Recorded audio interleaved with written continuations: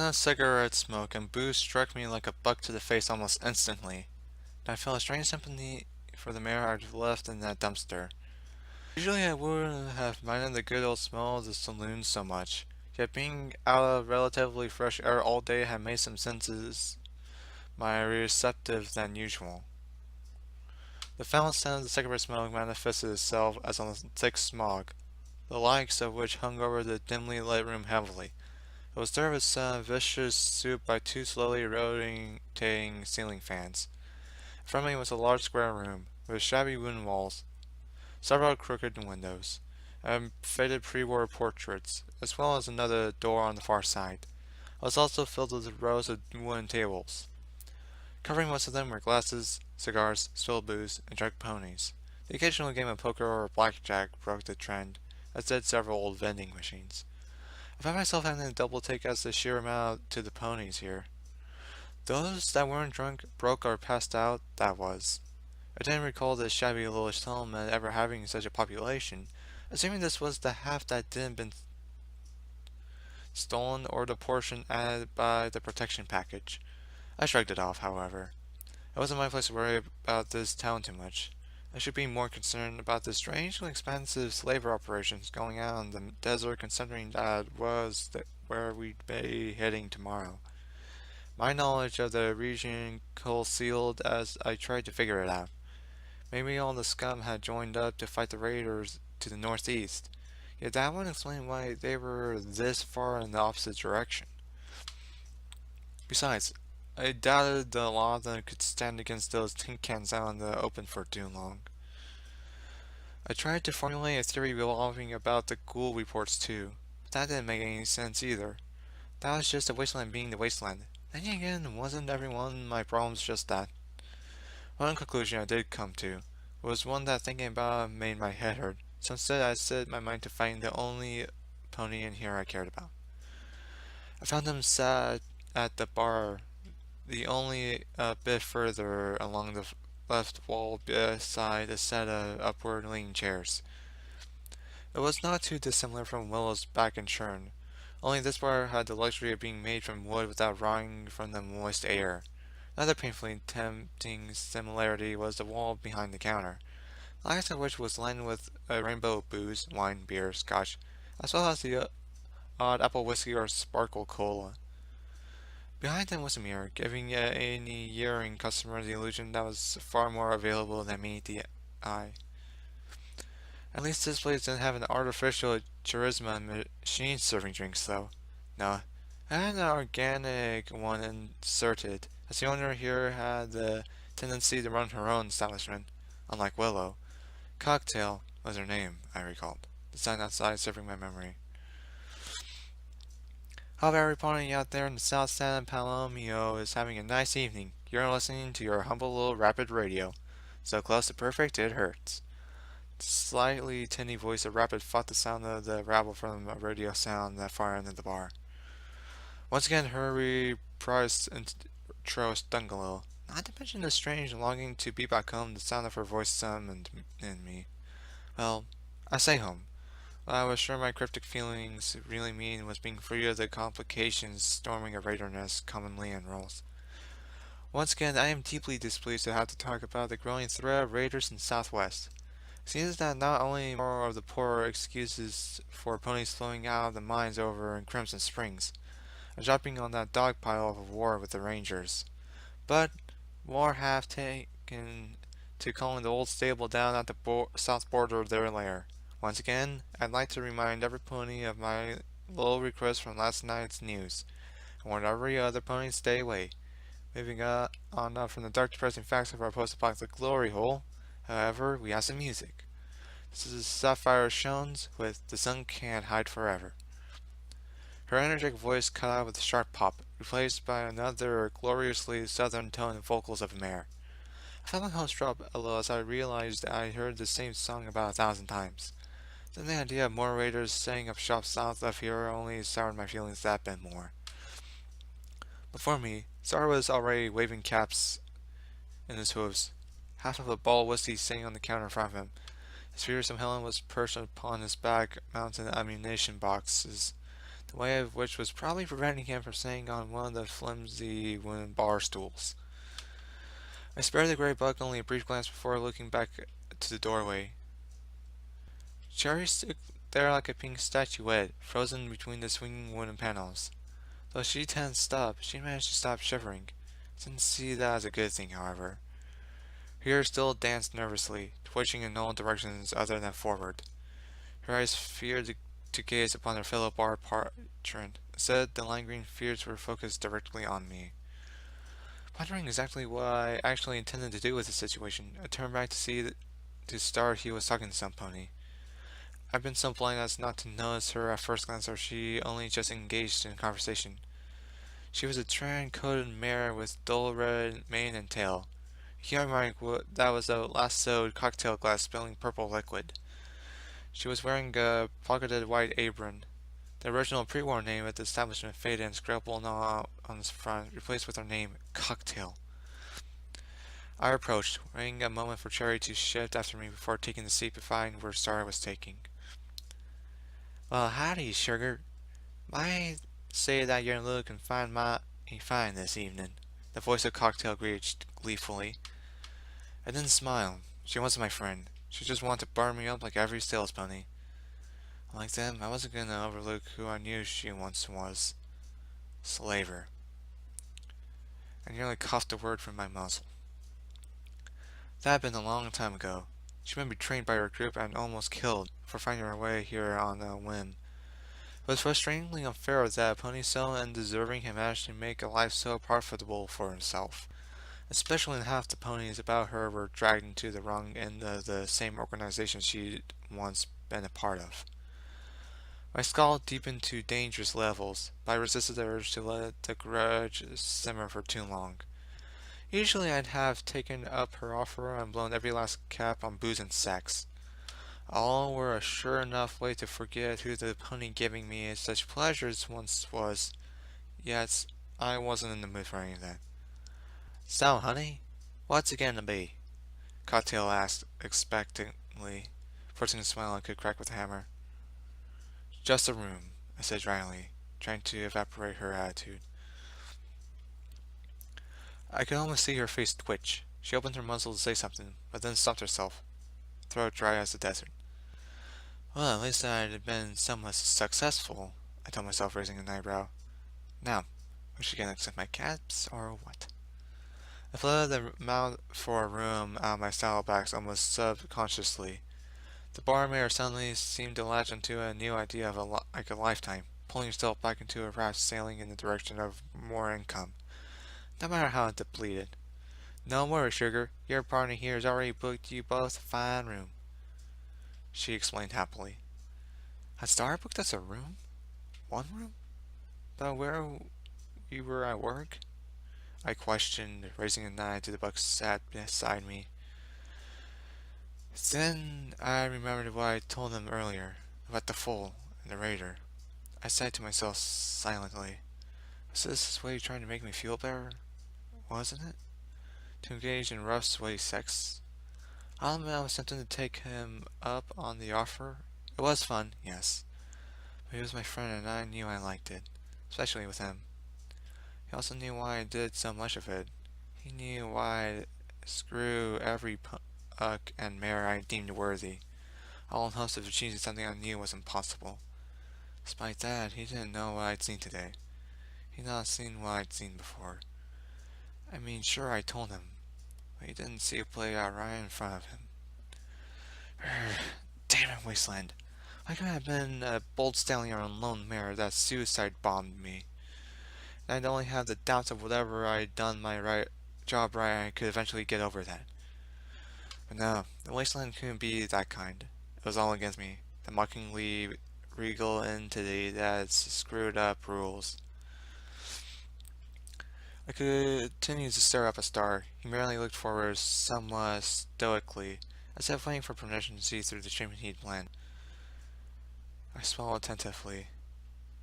Damn it. I knew his heart was in the right place. Yes, screwing him or any buck for the matter over and over was going to change who I was or what was wrong with me. No, I'll take my own room. Thanks. I told Cocktail simply. The mayor's plastic expression almost shattered. I guess it wasn't every day she got Merc on the road not interested in anything other than a single room. But to hell with her slaves. There were enough dunk ponies in here to fill a stable. Star didn't move. She just continued to stare forward, neither disagreeing or challenging my decision. The idea made me feel better that I even could in bed with him. I didn't know if what I'd done to him upon the first meeting had made him that way, but I'd like to think knowing me had. From my killing, sex, and cat hunting, I knew I wasn't a bad pony. I'd been able to hold on to that brief at least. Yet the only one who I'd allowed to see that core of modest goddess in me was him, and if that had changed him in any way, then I was proud of it.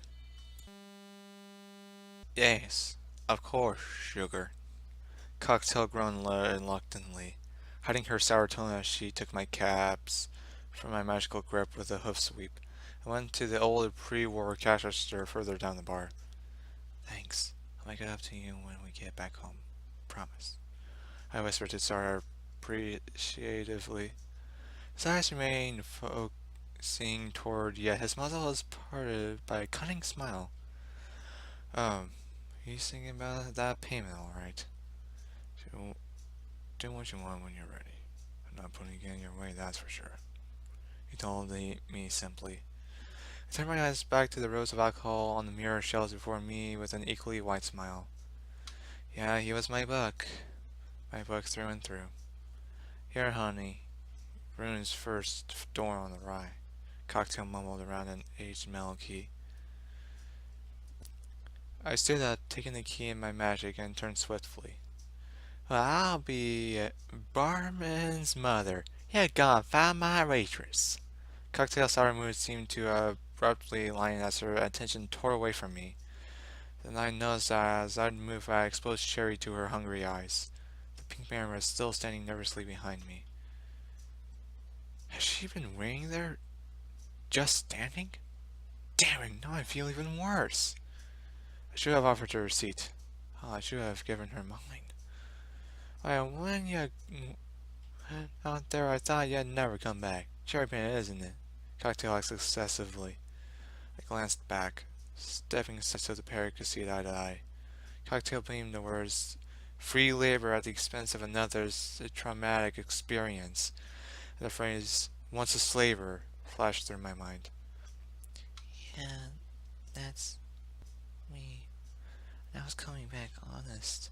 Cherry's words were fleeting. She was finding to see a pony she was new and not some raider, although in the case there hardly seemed to be a difference. My eyes narrowed slightly at that revelation. Yeah, I'll bet those raider bugs were just itching to get you back there. Cocktail countered, curiously dismissing the fact with a have of a hoof. Well, no, but Cherry muttered softly, her head bowing. She didn't want to have to admit it was her fault. What had happened to her? Cocktail's head cocked to one side inquisitively. For a moment I saw a hint of sympathy. Well, it's certainly good to see you back and able to work, Sugar, she said, with transparent cheer. Wait, my thoughts halted. Work? She'd been through all that, and you were ready to just put her back to work? My ears fell flat against my helmet.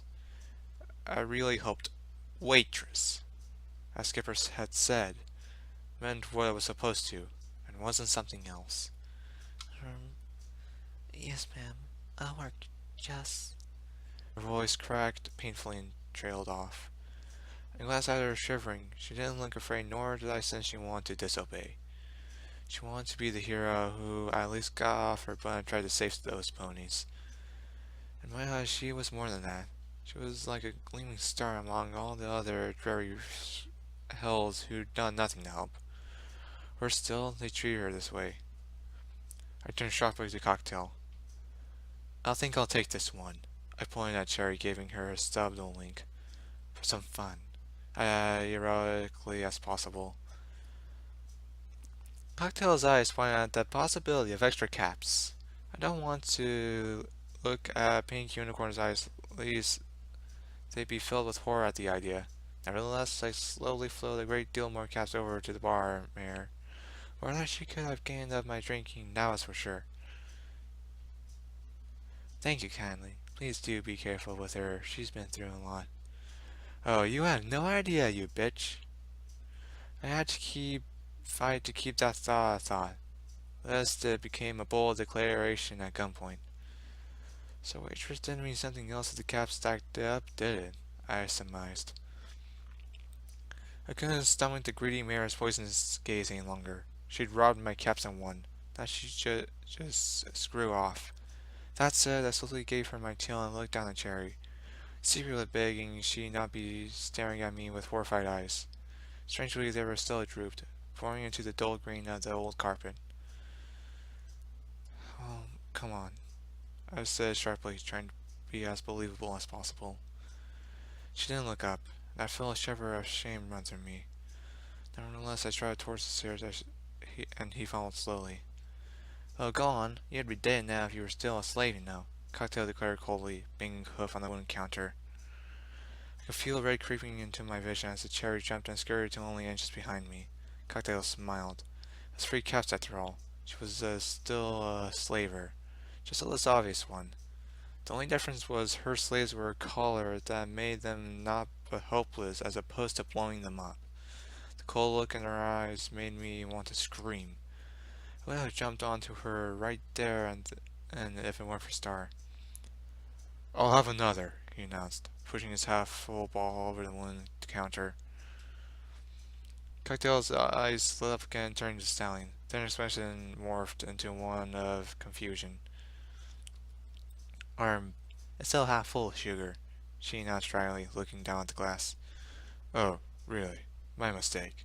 Star added with a slight laugh. The hastily manufactured chuckle of Cocktail followed. If I ensured we were long gone upstairs at the time she could look back in our direction. Here, this is for you, I said negatively, tapping the single mattress with a hoof. The old metal frame it was laid upon gave a rickety creak as did the aged wood beneath it. Oh well, more work for that bitch below if it broke, I sniggered harshly to myself. Sherry was stood just a few hoofs behind me, looking heartbrokenly betrayed. The moment I revealed the bed, she tensed again, her eyes begging that the image they saw was some kind of cruel illusion, and yet never wanting to admit it. For a long moment it was hard to look at her while I stood in the position the radar may have taken only hours ago. But I thought I...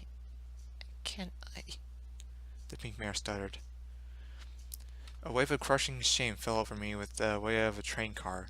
This was not what I wanted, and yet whatever I did, it felt like I was transmitting the wrong message. Instead I smiled, albeit rather pointlessly given the gloom. Don't worry, the bed's for you, nobody else, I told her, stepping back from the warm mattress. But you... Cocktail... She started again, losing her pitiful plea to confusion as she began to shiver once more.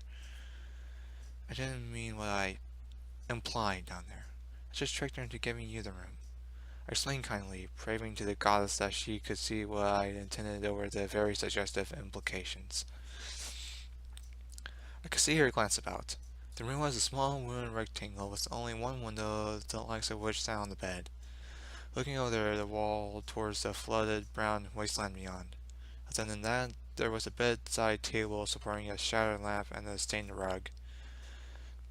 Cherry took a slow breath, hesitantly trotting over to me and the bedside. You tricked her? She asked with the faintest grin. I nodded, equally amused by the fact. Yep. Now you get her services for free, I exclaimed with a slight chuckle. I took another step back, allowing her to sleep cautiously between me and the old bedside. This is mine. I can sleep on it? She asked in disbelief, leaving a hoof on the mattress as if trying to prove to herself it was really there. I gave another nod. Another rather pointless expression, considering she was far too focused on the miracle that was a free bed. Yep, it's all yours, I added, slowly moving to the door. There was a metallic creak as she climbed into the bed and settled down. Only once she was content did my thought turn to myself. I could go back down. I owed Star at least something. If I did, Coxie might wonder what became of her waitress. I wouldn't want to be wasting such a good talent after all. I sighed, but it was a warm sigh, at least. I spent almost every moment with Star. He could wait. And the less I saw of Cocktail, the better. Does Sherry want you to stay? Emmeline asked thoughtfully. I perked up, turned to the corner of the room and just left at the door. In the darkness, I heard Cherry shift. Now it's my turn to plead. Would she let me stay? Did I deserve it? The questions swarmed on the currents of my mind until I finally voiced them. And to my surprise, she nodded ever so slightly. I couldn't tell whether it was shame or pride that made it so, but it made me feel better regardless. My horn flared, wrapping my helmet into a blue glow that temporarily illuminated the room. With a tug, the modified attire levitated up, allowing the relatively cold air to flood onto my damp mane as it fell back into its natural place, partly covering my eyes. I took a deep refreshing breath. Despite the fact my muzzle was never covered, the air just felt cooler without my helmet or visor. Speaking of which, I made sure to lock the glass display up before placing the helmet down beside me. Then, with another glow, the rest of my dragon scale barding began to peel from my sweaty coat, and I took several swift sips from my canteen. Wow, now I knew why I rarely removed my barding outside turn. I really stank. Just like the average wastelander without access to a war talesman, my mind reminded me. I ignored the mild guilt as I peeled off the rest of my modified gear and laid them neatly beside my helmet and weapons. I looked up, taking another breath as the relatively cool air relieved my sticky sweat shimmered body. A moment of grooming my damp mane from my eyes later, I glimpsed Sherry's eyes watching me from the bed. Her foreheads were curled up to her chest, pulling the ragged purple blanket up over her front. Her eyes were as close to normal as I had seen them all day. She didn't look afraid or threatened. Instead, she looked safe. More so, in fact. Like she couldn't believe who I was. A warrior of the goddess come to save her?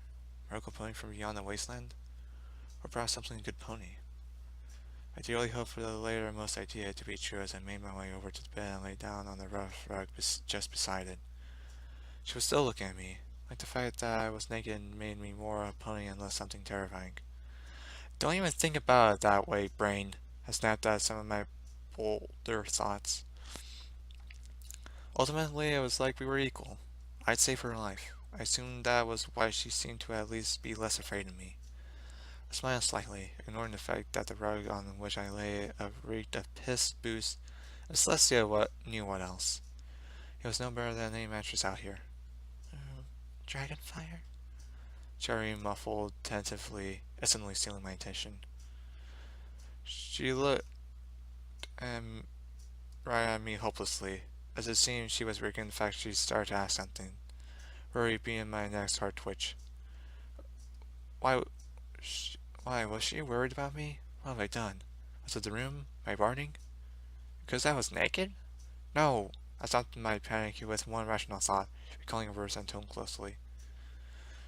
Sorry, go ahead. Ask what you want. I intoned kindly. Trust me, these years have endured the worst, I added, trying to wave of her worry with a lateral hoof wave. She seemed to relax at that, dismissing the idea that failure to complete a sentence would result in something awful. Then she opened her muzzle once more, fighting back her shivers as she cautiously continued. Dragonfire? I continued to look at her, my eyes dividing her questions as much as possible. Yeah? She paused, shivering violently before finally adding, Thank you. She managed to feel a smile as she uttered the words. She'd said it again, and I felt my heart flutter slightly. Don't worry about it. I'm just doing my job, I replied simply. Was this really my job? No, not technically, but it was what a pony should do. My one rule that distinguished me from all other mercs, the one exception being Star. A moment later, there was a metallic creak as the mirror rolled over onto her back, eyes burning into the dull wood on the ceiling. She gave a sniff, then raised a hoof to the shimmering spheres as tears began to trickle down her cheek. I froze, eyes diverted. Was there anything I should do? What should I say? I took a breath and swallowed. Don't lose this one, Dragonfire. Save her. You know, if you want to talk about anything, I said, slowly raising a hoof. Her weak weeping stopped, and she fell silent. Damn it, Dragon, you... Really? You want to hear about a useless feeling like me? Cherry whimpered self-loathfully as if there was nothing to tell that anybody would find interesting.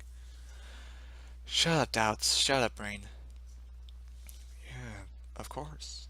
I responded with interest, my mind now asking me whether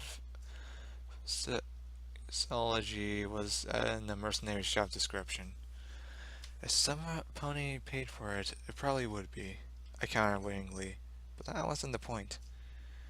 Cherry gave another weak sniffle. I just don't want them to be mad.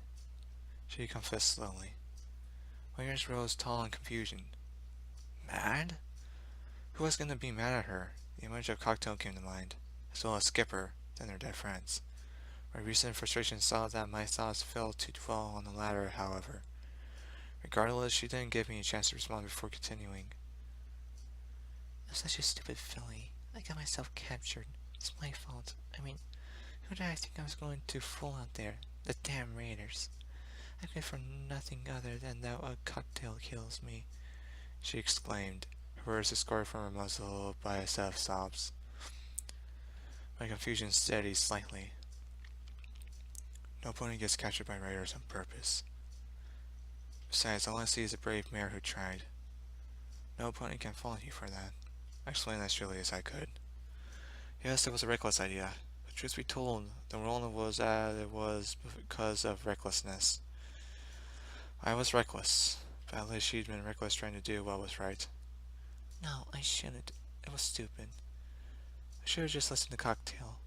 Like she said, this is all I'm good at. She sat sharply waving over the bed with her forehooves. Her words severed by a slight squeak as if realizing she was actually talking openly to some pony. Then the weaving began to creep back into her eyes. Damn it, Dragonfire, think of something. Pull her back. I don't think it's your fault. And I'm definitely not angry at you, I told her abruptly. No, that never works. Not now, it's too soon. Damn it, Brain. Remember how my pony said that to you? I liked the tendency to tell my mind to shut, but Sherry stopped and glanced at me. Instead, I forced a reassuring smile. I don't think such a kind pony would lay a pony down on you then. If you had been there, I'd been a slave by now. I had trying to hide the fact that I actually found her quite cute in the former words. And the fact that I'd have probably found some pyromaniac's religion to mess around before the latter mentioned fate could have befallen me. Even so, Cherry's trembling muscle began to curl with the frail foundations of a proud grin. I don't know whether it was just me or if any other pony could have done it, but when she looked at me, it seemed to be just enough to hold back the blame and anxiety. Just, don't worry about it. You're safe now. I'll stay right here until you believe that, and well. I paused thoughtfully. Was this really the best thing to say? Regardless, it was the best I had. If you know what will make you happy, then just say. I'll try my best. I had to block out a snickering voice in my head that constantly reminded how many ways I might have come to regret that promise. The side chair's somewhat relieved expression remaining constant warded off my doubt slightly. For a moment I thought I'd claimed her just enough.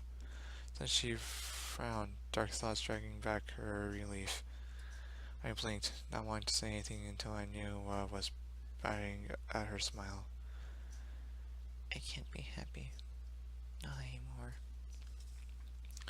Her voice broke with a sharp crack as she looked over herself beneath the covers. Her cold confession made my heart ache. That was something I knew far too well, and it was a situation far too numerous in the wasteland. Oh, was any consolation, perhaps this is one of the hardest things to find out here. Is there anything you can think of? I asked before trying to think of an example. My attention just brought up past memories I had fought hard to bury, and I swiftly filled in the holes before my mind could get a headache to reanimate them. Cherry just went back to staring at herself impotently. I swallowed nervously. I had the social situation on the knife edge. So my mind fielded in there as some trigger-happy raiders, and you just about get the delicateness of an emotional situation I was handling. And I certainly wasn't the most skilled in the king of these instances. I bowed my head at the long moment of no response, striking hope I had of making her feel at least somewhat better in the dark room, before pulling a bullet through its skull. Well done, Dragonfire, my mind hissed mockingly. I... Cherry suddenly whimpered, glancing back up at the far wall, salvaging my hopes as she did. I looked back up at her, ears perked. I... My family, made me happy. My sisters, mother, my father, baby nephew especially, but they're all gone now. She stammered, closing her eyes tightly. It wasn't had to see she was holding back tears as she about loved ones that she would not see again. Not though she gave up her spirit too. My ears feel fat again. Any hope I'd having of giving her something was weak. But now it was none less than impossible. Yet one cold thought my own a an idea. Hey, I knew how that feels. I don't remember my father, but I remember losing my mother, and that was my turn to stammer as genuinely as she did. The chilling thought of that loss hit me like a wall of ice. Now those thoughts were present in my mind. The segmental screwer made me leave them several times before I finally managed to steal them away again. I remember losing my little brother all too well. Back up in New Appaloosa. One trek into the Everfree, and well, there was a reason I hated dragons. I thought of the draconic beast I had slain, lying raw on the lake side. The thought was caught between a burning sense of justice and a cold flood of sorrow. I took a deep, staggered breath. Not now, Dragonfire, not now, I mentally told myself before glancing up at Cherry. I knew how that felt, but she needed help far more than me. She'd been beaten, raped, a lot by the look of her flank. Disease, internal damage, near everything that could physically come from such abuse. The moment I realized that fact, another far deeper monster reared its ugly head from within the dark caverns of my troubled mind. Its percent swiftly turned my attempt at kind reassurance emotionally failed to more than just her. "Screw you, brain," I called. All the psychological screw it gave me in response was something along the lines of out of the frying pan and into the fire. I forced my eyes closed once more, taking breath as Sherry watched me with worry. It was hard to tell if I was the source of her concern or something else in her head. "No, Dragonfire, this wasn't about you. Not anymore. This is about her. Save her," my mind continued, being at myself induced torture. My eyes opened and turned to her as she continued to offer that concerned look. You okay? She asked timidly. I groaned, my mind coming back from panic attack territory. "Yeah, I'm fine. It's just to mention my family. I lost my family a long time ago, too, and, well, I couldn't make a new one." My thoughts finished for me. "No, Brain, you do not want to get to finish that. You do not want to get me back there." So my unspoken portion of the sentence must have been too elusive. And Cherry's eyes widened at the implication. "Damn it, Dragonfire, just focus on the reality." She'd been being nothing a good healing potion could fix physically, and while her mentality was a concern, it was currently marred by the many complications of being raped and abused, as was her body, internal injury, disease, conception? Dangerous line there, brain. Real dangerous line. Look, I know it's not my place to ask, I say cautiously, looking away and digging at the tattered carpet with a hoof. But would you feel better if I pay for a medical? I mean, if you want to, I wanted something to calm me down, not her. That blunt violation of privacy was good enough distraction. I knew how far I was from the ideal option. I was practically forcing her to admit to everybody, including herself, what had happened. If I didn't, then she'd just worry about the consequences and maybe even succumb to them. As if counterattacking my previous assault, my mind took great pleasure in forcing me to admit that some person had even had to try in order to achieve what I was simply unable to. I beat that thought to a rugged pulp before burying it deep in the darkest reaches of my memory with the rest of its foul ilk. On the outside, all I could do was sigh. I wasn't gonna have many cats left after this. Until the 50,000 anyway. More reasonable, yet no less irritating, though, the cats were slightly uplifting. But for Cherry, for this mirror I was making the sacrifice for, the cats didn't matter as much to me. Why? I couldn't fathom. No, I didn't want to admit I could fathom it. You, you what?